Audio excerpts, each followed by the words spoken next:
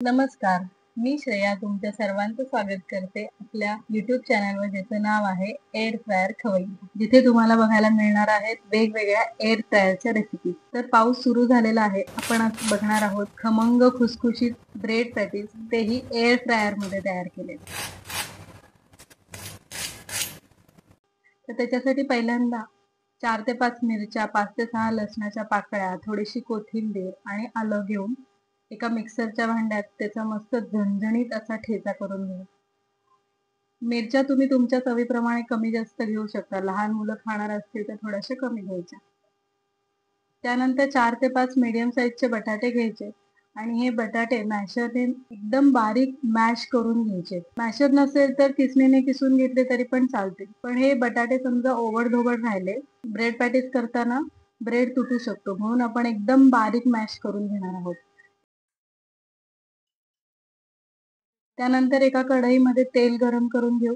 2 ते 3 चमचे तेल गरम केलेलं आहे. तेल गरम झाल्यानंतर 1 चमचा मोहरी घालू. मोहरी थोडीशी तडतडली की जिरं घालू 1 चमचा. जिरं फुललं की अगदी पाव चमचा हिंग घालूयात. हिंग घालून झाला की त्याच्यामध्ये एक छोटा मीडियम साईजचा कांदा घालूयात. कांदा थोडासा परतून घ्यायचा, अगदी बारीक गुलाबी रंग येईपर्यंत. त्यानंतर मी ही कढीपत्त्याची पावडर केलेली आहे एअर फ्रायर मध्ये. खूप छान लागते, मस्त हिरवा रंग टिकून राहतो त्याचा. तुम्हाला जर याची रेसिपी हवी असेल तर मला कमेंट बॉक्स मध्ये नक्की कळवा, मी याची तुम्हाला रेसिपी देईन. खूप छान लागते आणि मुख्य म्हणजे कढीपत्ता आपल्या पोटात जातो, खाल्ला जातो. त्यानंतर झणझणीत असा ठेचा जो केला होता मगाशी, तो आपण ह्याच्यात मिक्स करू.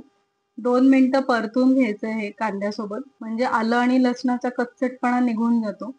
2 मिनिटं परतून झालं की त्याच्यात 1 चमचा हळद घालायची आणि अगदी पाव चमचा तिखट घालूयात. समजा तुमच्या मिरच्या थोड्या जास्त तिखट असतील तर वरून तिखट नाही घातलं तरी सुद्धा चालेल. थोडंसं परतून घेतलं की त्याच्यामध्ये आपण मगाशी जे मॅश केलेले बटाटे होते, अगदी बारीक मॅश केलेले, ते याच्यात घालूयात आणि मग थोडंसं मिक्स करून घेऊ. त्याच्यामध्ये 1 चमचा मीठ घालूयात. मीठ तुम्ही तुमच्या चवीप्रमाणे कमी जास्त करू शकता.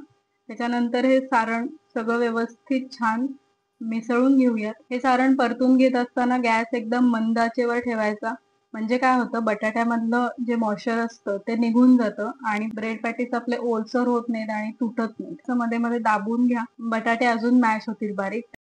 त्यानंतर आपण एका पातेल्यामध्ये 1 वाटी बेसन पीठ घेणार आहोत. त्याच्यामध्ये अर्धी वाटी तांदळाचं पीठ घेणार. तांदळाच्या पिठामुळे मस्त एकदम कुरकुरीत होतात ब्रेड पॅटीस. त्याच्यानंतर थोडासा ओवा आपण हातामध्ये चुरून घालणार आहोत.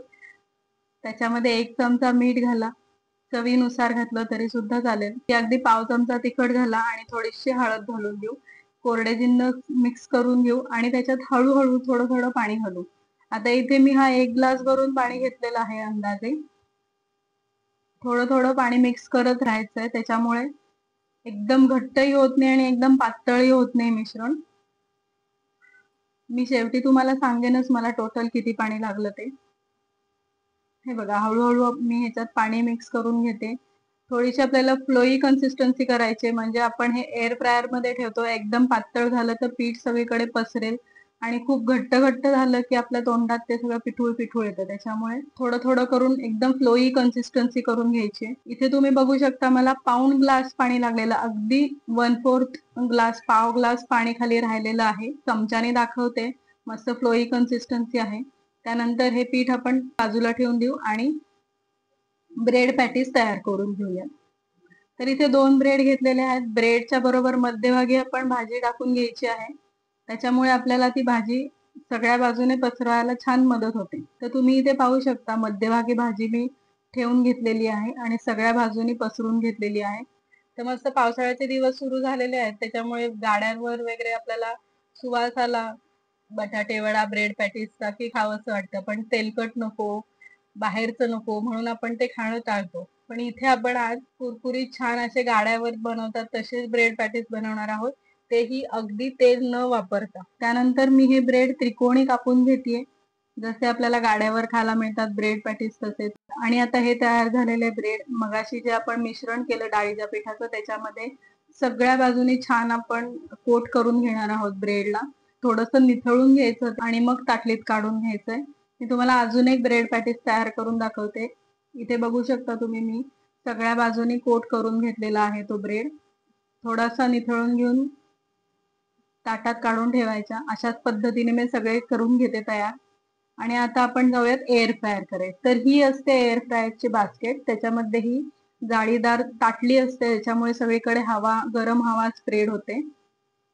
तर आता हा एअर फ्रायर आपण 5 मिनिटं प्री हीट करून घेणार आहोत 120 डिग्री सेल्सिअसवर.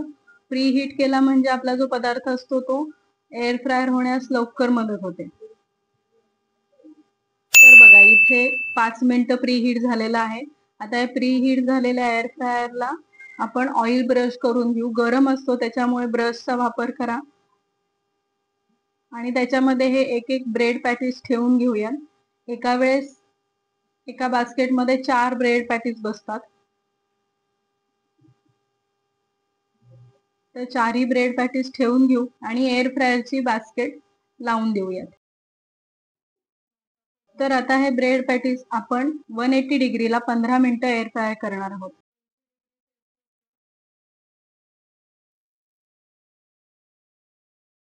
तर आता 7 मिनिटं झालेली आहेत. अर्धा वेळ झालेला आहे. बघू आपण आपले ब्रेड पॅटीस कसे झालेत ते.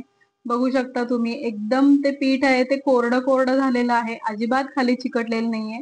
या स्टेजला आपण ऑइल ब्रश करून घेऊ आणि ब्रेड पॅटीस उलटून पण घेऊयात. मगाशी ब्रेड पॅटीस वरचं सारण एकदम ओलसर होतं, तेव्हा आपल्याला नीट त्याच्यावर ऑइल स्प्रेड करता येत नाही. त्याच्यामुळे आता ह्या स्टेजला 7 मिनिटं झाली, अर्धा वेळ झाला की आपल्याला छान त्याच्यावर थोडंसं ऑइल स्प्रेड करता येतं. म्हणजे वरून ब्रेड पॅटीसना कलर सुद्धा छान येतो. तर आपण इथे ऑइल स्प्रेड करून परत आत ठेवून देऊ आणि अजून 7 मिनिटं एअर फ्रायर करून घेऊ. बघा, मस्तपैकी ते एअर फ्रायर मधून सुटलेले. तुम्ही आवाज ऐकू शकता. खमंग खुसखुशीत असे एअर फ्रायर मध्ये आपले ब्रेड पॅटीस गरमागरम तयार आहेत. रेसिपी कशी वाटली नक्की कमेंट बॉक्स मध्ये कमेंट करून सांगा. रेसिपी आवडली असेल तर लाईक करा, सबस्क्राईब करा आणि शेअर करा. तुम्हाला अजून कोणत्या एअर फ्रायरच्या रेसिपीज बघायच्या असतील तर मला नक्की कमेंट बॉक्स मध्ये कळवा. थँक्यू.